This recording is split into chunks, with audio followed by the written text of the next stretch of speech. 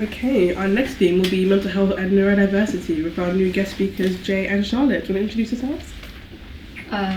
I'm Jay. I have ADHD and autism. I was diagnosed last year just after my 18th birthday.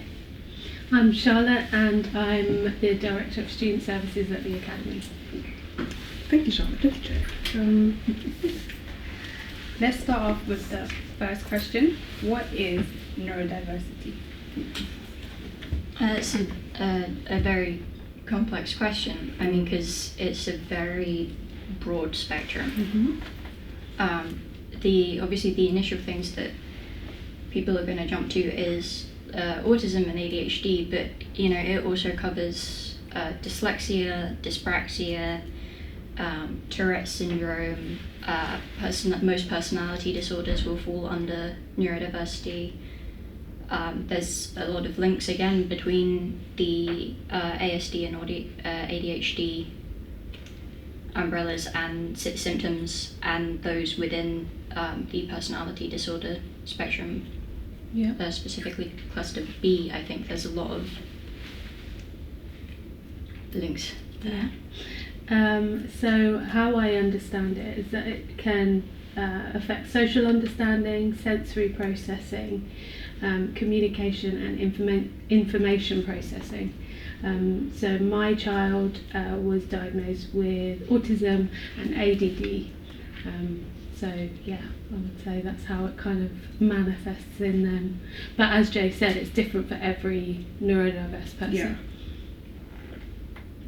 Do any of you have any thoughts on how communication can be affected in terms of neurodiversity? Well, I think one of the most common things that will pop up specifically under ASD is non-verbal. A lot of times, a lot of people who have or are on the ASD spectrum will have moments where if they are either underwhelmed or overwhelmed, it will go non-verbal because there's not really a because. I personally don't really struggle with that. I've always been quite communicative in a lot of my things, whether that's verbally or physically, but I have two siblings and they both fall under this spectrum as well. My brother has just been diagnosed with autism and they both have non-verbal spells. My brother often goes non-verbal when he gets overwhelmed, but often only when extremely overwhelmed. So that right now he's going through GCSEs. And so he's going non-verbal a lot, but often only in school, and so that means that he's struggling, and then the teachers are struggling, and there's you've got that struggle there because no one really knows what to do in that situation because a lot of the teachers, especially if they don't know him well, will assume that he's just not answering them. Yeah, and similarly. With my child, if they get overwhelmed, they will stop being verbal and they will text. So I will know if they're not in a good headspace because I could get 15 WhatsApp messages in a row. But we understand why that's happening, and so we just allow them to communicate with us in that way. So I think it's just being open to how a neurodiverse person chooses to communicate and offering different alternatives. And I would say that school settings should be open to that as well, in exploring what alternatives can exist. Because with for example, going non-verbal, it's it can be there can be misunderstandings about it. So do you think that other misunderstandings within being neurodivergent or in that community, from outward people? Yeah, it's a lot of the things that are kind of expected in communication, because even as someone who doesn't go non-verbal often, if I get overwhelmed, I definitely communicate slightly differently than I would. Like I'm a bit skittish with eye contact anyway. Like I'll look directly at you if I'm addressing you, and then I'll go back and forth between your eyes and somewhere else during the conversation. And one of the main things that you're told when talking about communication just in general is to keep eye contact with the person that you're addressing. And sometimes people will genuinely consider you looking away while you're talking to them rude. Right. I've never understood that.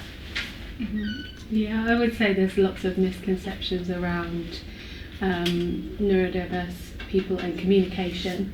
So I think it's really important to be open about it and have those conversations. I think a lot of the misconceptions around my child and their school experiences have been around the kind of feeling like they're rude or they're abrupt, but that's because they're very matter of fact, so they just say the thing that's in their mind, and the intention is never to be rude.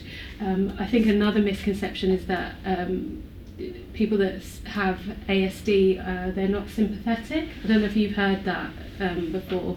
So it's a new one for me. Yeah, they don't know how to show their emotions. I would say with my child it's the complete opposite. They show their emotions a lot, and so I think it's just, again, going back to that point that not every person with ASD is going to have it present in the same way. It's really individual. What do you guys feel like is a good way to keep your mind strong when learning neurodiversity?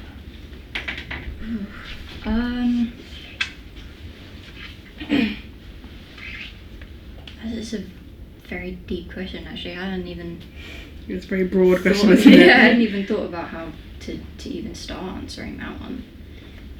Some of the things we've tried at home, so we do brain dumps in the morning, and it's a way of getting out all the things that my child might be anxious about that's coming up in the day or in the week, and they just write it down. They actually use their iPad more so than writing, pen and paper, and they'll just write down the emotion, the thought, the word, and it's a good way of them trying to get out of their head a bit, and then I would maybe pick up a few of the points and say, what's making you feel uncomfortable with this one, and what does this word mean, and we start to unpick it together.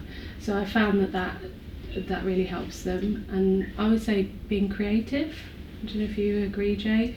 Yeah, no, definitely. Often a great way to express yourself is through art, whatever form it doesn't really matter, which is you find a lot of neurodivergent people within the creative industry, whether they're diagnosed or not, or like know it or are questioning it or don't. Okay. Do you guys ever feel like you're misunderstood? Yes. Yeah, a lot.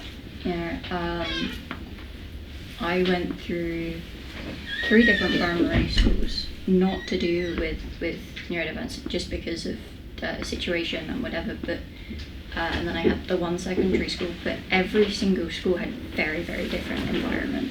It was there was nothing at all spoken about neurodiversity in the first one that I was. The second one that I was in actually had like a ridiculously good SEN department. I had a friend who moved up closer to the final primary school that I was at, but didn't transfer over because the support system at that primary school was so good that it was like, a 5-minute walk to this primary school, but this one is where your kid's actually going to get the help that they need for these different things. It was off the charts. They had, I think, pretty much nearly one-on-one staff support for every single person who had a flagged disability, no matter how many that was. All the teachers were aware of everything. Sometimes the teachers during the class would, if there wasn't a one-on-one support student, the teacher would help in the same way that student would. And then the third one, there was nothing. And then I went up to secondary school, which is where I started to actually go, okay, hold on. Because I went through, I feel like what stereotypical invisible neurodivergency pipeline, which was gifted kid to burn out. What went wrong, right? And my secondary school had the best SEN department in the area, and because I was quiet, because anything that I was doing was invisible, and I was good at these specific things, no one flagged it until we entered lockdown, and my mum started going, okay, hold on. Yeah.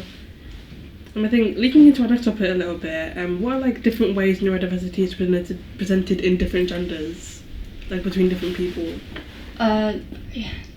So you said ADD earlier, and actually that's not that's something that people are trying to move off of the diagnosis spectrum, because that was developed because of the difference.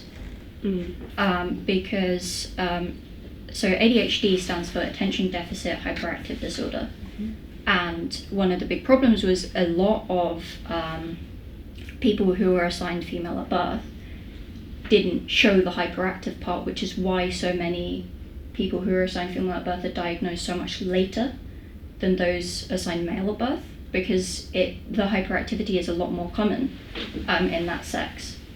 Yeah. And so that's why ADD was made, because you remove the hyperactivity. Oh, okay. I get the acronym similarity now. Yeah. And it's but ADHD, and then ASD and gender, and people who don't identify as gender non-conforming people.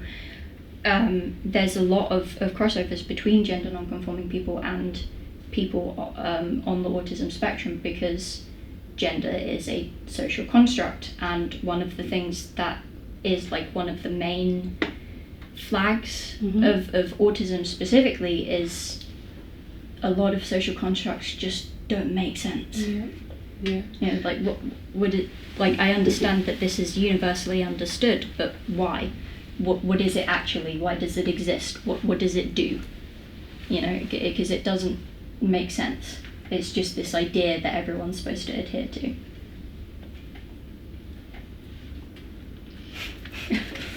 So there is a lot of research that I've come across since my child was diagnosed, and as part of my role here as well, in supporting the SEND students, where there's a crossover between, as Jay said, autism spectrum disorder and gender non-conforming, and I think there needs to be much more research on that. I think we need to understand it in a better way.